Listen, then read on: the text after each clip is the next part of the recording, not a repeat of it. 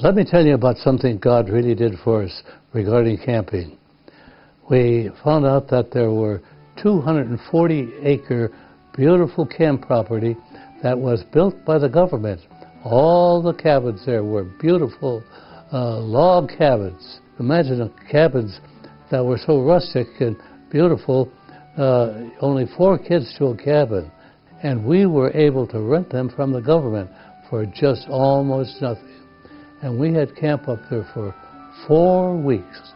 And we had tennis courts, and we had a beautiful lake, and all the maintenance was taken care of by the state. And so this was a beautiful thing. And we filled it to capacity every year. But then we got a notice that broke our hearts, because we thought we were set for life up at that camp.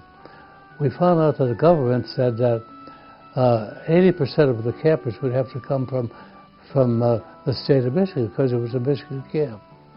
Well, it wasn't that way. 80% were coming from Illinois. And so we knew then that something had to happen. And that's when God wonderfully, wonderfully took and brought into existence the property up there at Fredonia, Wisconsin, which became Camp Awana. 123 acres. And that was owned by a tavern keeper up there. We found a little ad in the paper that this thing was for sale, and you won't believe it, 123 acres was going to be sold for $15,000. And everybody wanted to buy that property. But the Lord worked out where this lady who owned the tavern, she said, when I heard you were going to use this for kids, well, I would like to see it go for that. And so Mr. Latham said, well, I only have about $500 maybe to put down on this. That's all I have right now. She said, that'll be fine, because if I got all the money, my husband would probably drink it all up. So this is just great. And so now to take and build a camp, Mr. Latham was a great man of faith.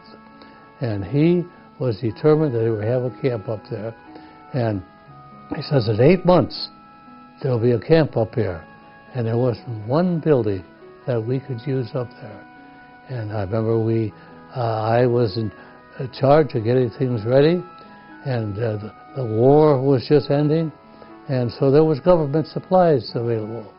And I was able to track down the Army, and I got all these Army tents. So all of our tents, the original tents, were Army tents, and they were back in the woods. And then, of course, we needed wood to take and build a mess hall. And wood was very hard to get. But then to just see what God did. We happened to run across one of our former campers one time, and happened to talk to him and asked him what he was doing. He said, I have a lumber mill down in Kentucky. Well, we just lit up with that and told him we had a big need for lumber. He says, I'll take care of that. And he took and packed a whole train car filled with lumber. And that pulled into Fredonia, Wisconsin, and that lumber was there, and it built the entire mess hall. So we saw one thing after another that God did just from the construction of camp. But the real heartbeat of camp, of course, is not buildings, but it's really to reach these kids with the gospel and be sure that these kids know the gospel and believe that Christ died for their sins and are really sure of going to heaven. And so as we look at the history of Camp Awana, there's probably maybe 1 million kids have gone through there.